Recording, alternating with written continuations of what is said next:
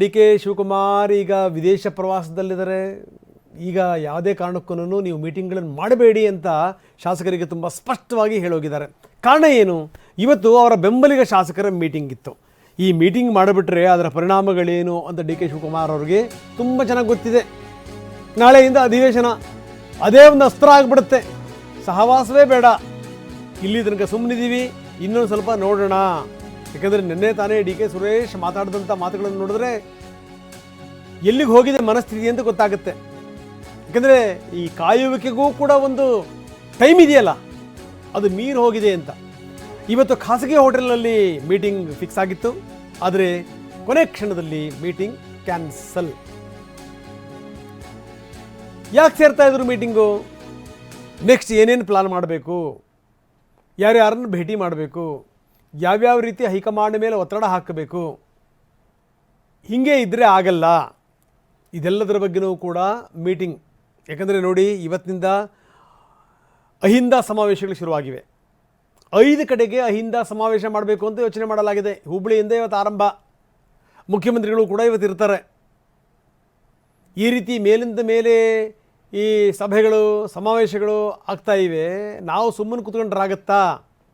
ಹಾಗಾಗಿ ನಾವು ಕೂಡ ಮೀಟಿಂಗ್ ಮಾಡಬೇಕು. ಏನೇನು ಮಾಡಬೇಕೋ ಅದರ ಬಗ್ಗೆ ಪ್ಲಾನ್ ಮಾಡಬೇಕು. ಯಾರ್ಯಾರನ್ನು ಭೇಟಿ ಮಾಡಬೇಕು ಅವ್ರನ್ನ ಭೇಟಿ ಮಾಡಬೇಕು. ಯಾವ್ಯಾವ ರೀತಿ ಒತ್ತಡ ಹಾಕಬೇಕು ಆ ರೀತಿ ಒತ್ತಡ ಹಾಕಬೇಕು. ಆದರೆ ಡಿ ಕೆ ಇಂಗಿತನೇ ಬೇರೆ. ಈಗ ಹೈಕಮಾಂಡ್ನಿಂದ ಸಕಾರಾತ್ಮಕ ಸ್ಪಂದನೆ ಸಿಗ್ತಾ ಇದೆ. ಇಂಥ ಸಂದರ್ಭದಲ್ಲಿ ನಾವೇನಾದರೂ ಮಾಡಿದರೆ ಮೀಟಿಂಗನ್ನು ತಪ್ಪು ಸಂದೇಶ ರವಾನೆ ಆಗುತ್ತೆ. ಹಾಗಾಗಿ ಮೀಟಿಂಗ್ ಮಾಡೋದು ಬೇಡ. ಈ ರೀತಿ ತಮ್ಮ ಕ್ಲೋಸ್ ಸರ್ಕಲ್ಲಿಗೆ ಅವರು ಅಡ್ವೈಸ್ ಕೊಟ್ಟೇ ವಿದೇಶಕ್ಕೆ ಹೋಗಿದ್ದಾರೆ, ಡಾವೋಸ್ಗೆ ಹೋಗಿದ್ದಾರೆ. ಹೀಗಾಗಿ ಇವತ್ತು ನಡಿಬೇಕಾಗಿದ್ದಂಥ ಮೀಟಿಂಗ್ ಇವತ್ತು ನಡೆಯಲ್ಲ. ನಾಳೆ ಇದೇ ಮೀಟಿಂಗನ್ನೇ ಅಸ್ತ್ರ ಮಾಡಿಕೊಂಡು ಒಂದು ಕಡೆಗೆ ಅಹಿಂದ ಸಮಾವೇಶ, ಇನ್ನೊಂದು ಕಡೆಗೆ ಮೀಟಿಂಗು. ಅದು ಹೈಕಮಾಂಡ್ ತನಕ ಹೋಯಿತು ಅಂತಂದರೆ ಏನಪ್ಪ ಇಷ್ಟೊಂದೆಲ್ಲ ಹೇಳಾದ್ಮೇಲೂ ಕೂಡ ನೀವು ಯಾಕೆ ಮೀಟಿಂಗ್ ಸೇರಿದ್ರಿ ಅಂತ ಹೈಕಮಾಂಡ್ ಏನಾದರೂ ಪ್ರಶ್ನೆ ಮಾಡಿದರೆ ಯಾಕೆ ಬೇಕು ರಗಳೆ? ಹೀಗಾಗಿ ಮೀಟಿಂಗ್ ಮಾಡೋದೇ ಬೇಡ. ಇಷ್ಟು ದಿವಸನೇ ಕಾದೀವಂತೆ, ಇನ್ನೊಂದು ಸ್ವಲ್ಪ ದಿವಸ ಕಾಯೋಣ ಅಂತ. ಬನ್ನಿ, ನಮ್ಮ ಪ್ರತಿನಿಧಿ ಪ್ರಸನ್ನ ಈಗ ನಮ್ಮ ಜೊತೆಗೆ ದೂರವಾಣಿ ಸಂಪರ್ಕದಲ್ಲಿದ್ದಾರೆ. ಪ್ರಸನ್ನ, ಏನು ನಡೀತಾ ಇದೆ? ಒಂದು ಕಡೆಗೆ ಇವತ್ತು ಮೀಟಿಂಗ್ ಸೇರಬೇಕಾಗಿತ್ತು, ಇವತ್ತು ಮೀಟಿಂಗ್ ಕೊನೆ ಕ್ಷಣದಲ್ಲಿ ಕ್ಯಾನ್ಸಲ್ ಆಗಿದೆ. ಇದರರ್ಥ ಹೈಕಮಾಂಡ್ನಿಂದ ಏನಾದರೂ ಸಕಾರಾತ್ಮಕ ಸಂದೇಶ ಬಂದಿರಬಹುದಾ? ಇದು ಒಂದು. ಆದರೆ ಈ ಉಳಿದವರಿಗೆ ಅದು ಅನ್ವಯ ಆಗಲ್ಲ. ಅಹಿಂದ ಸಮಾವೇಶಗಳು ನಡೀತವೆ, 5 ಕಡೆಗೆ ನಡೀತವೆ. ಇವತ್ತು ಹುಬ್ಬಳ್ಳಿಯಿಂದ ಆರಂಭ ಆಗ್ತಾ ಇದೆ. ಒಂದು ಕಡೆಗೆ ಅಹಿಂದ ಸಮಾವೇಶ, ಇನ್ನೊಂದು ಕಡೆಗೆ ಇದ್ದಂಥ ಮೀಟಿಂಗು ಕೂಡ ಕ್ಯಾನ್ಸಲ್. ಏನು ನಡೀತಾ ಇದೆ ಪ್ರಸನ್ನ? ರಂಗನಾಥ್, ಯಾರು ಏನೇ ಹೇಳಿ ಎರಡೂ ಕಡೆಯ ನಾಯಕರು ಕೂಡ ತಮ್ಮ ತಮ್ಮ ಶಕ್ತಿ ಪ್ರದರ್ಶನಕ್ಕೆ ಒಂದಷ್ಟು ನಿರಂತರ ವೇದಿಕೆಗಳನ್ನ ಕಲ್ಪಿಸಿಕೊಡ್ತಾ ಇದ್ದಾರೆ. ಆದ್ರೆ ಡಿ ಕೆ ಶಿವಕುಮಾರ್ ಅವರು ಸ್ವಲ್ಪ ಮಟ್ಟಿಗೆ ಎಚ್ಚರಿಕೆಯ ಹೆಜ್ಜೆಯನ್ನ ಇಡ್ತಾ ಇದ್ದಾರೆ ಅನ್ನುವಂಥದ್ದು ಗೊತ್ತಾಗ್ತಾ ಇದೆ.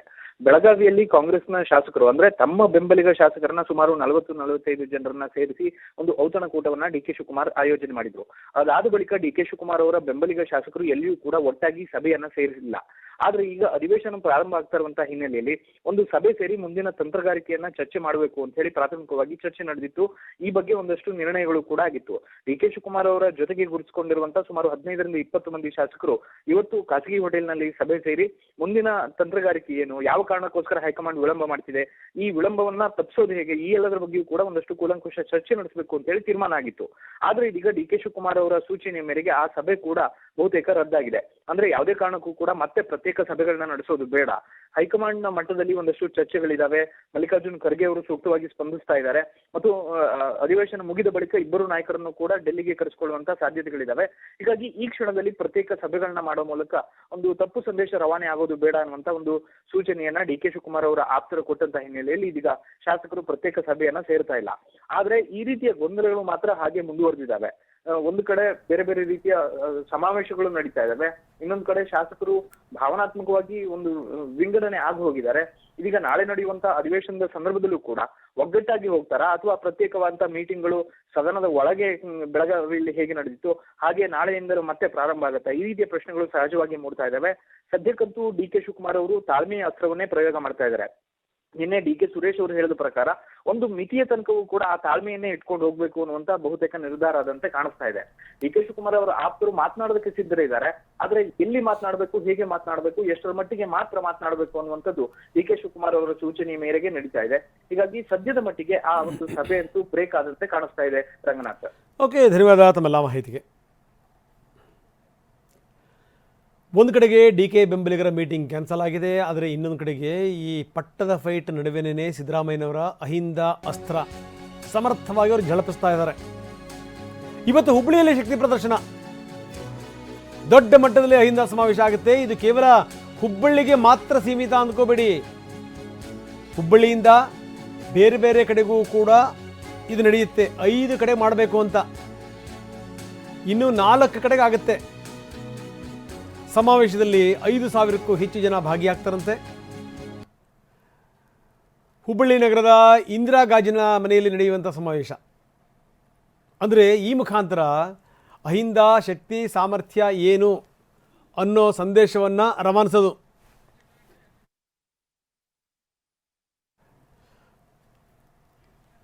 ಅಹಿಂದ ಸಮಾವೇಶಗಳು, 5 ಅಹಿಂದ ಸಮಾವೇಶಗಳು. ಇವತ್ತು ಅದು ಮೊದಲನೇದು ಹುಬ್ಬಳ್ಳಿಯಿಂದ. ನೋಡಿ ಅದಕ್ಕೆ ಯಾವ ರೀತಿ ವ್ಯವಸ್ಥೆ ಆಗಿದೆ, ಆ ದೃಶ್ಯಾವಳಿಗಳನ್ನು ನಾವು ನಿಮಗೆ ತೋರಿಸ್ತಾ ಇದ್ದೀವಿ. ಅಹಿಂದ ಜಾಗೃತ ಸಮಾವೇಶ, ಶಕ್ತಿ ಪ್ರದರ್ಶನ ಮಾಡಬೇಕು, ಶಕ್ತಿ ಪ್ರದರ್ಶನದ ಮುಖಾಂತರ ಸಂದೇಶ ರವಾನೆ ಆಗಬೇಕು. ಸಿದ್ದರಾಮಯ್ಯನವ್ರನ್ನ ಅಷ್ಟು ಅಲುಗಾಡಿಸ್ಲಿಕ್ಕೆ ಸಾಧ್ಯ ಇಲ್ಲ, ಸಿದ್ದರಾಮಯ್ಯನವರ ಶಕ್ತಿ ಸಾಮರ್ಥ್ಯವೇ ಬೇರೆ ಅನ್ನುವಂಥ ಸಂದೇಶ ರವಾನೆ ಆಗಬೇಕು. ಹುಬ್ಬಳ್ಳಿಯಿಂದ ಶುರುವಾಗ್ತಾ ಇದೆ.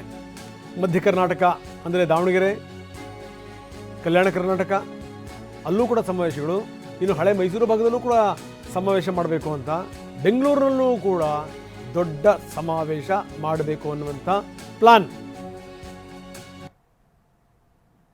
5 ಕಡೆ ಇವತ್ತು ಅದರ ಆರಂಭ.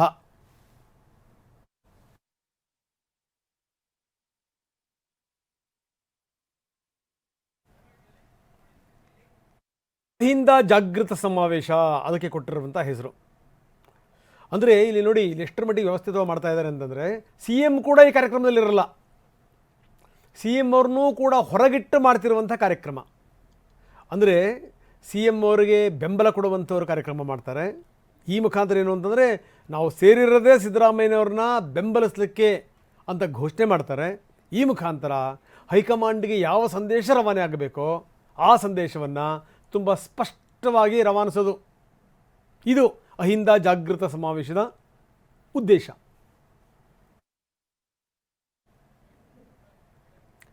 ಒಂದು ಕಡೆಗೆ ಮೀಟಿಂಗ್ಗಳು, ಇನ್ನೊಂದು ಕಡೆಗೆ ಅಹಿಂದ ಸಮಾವೇಶ.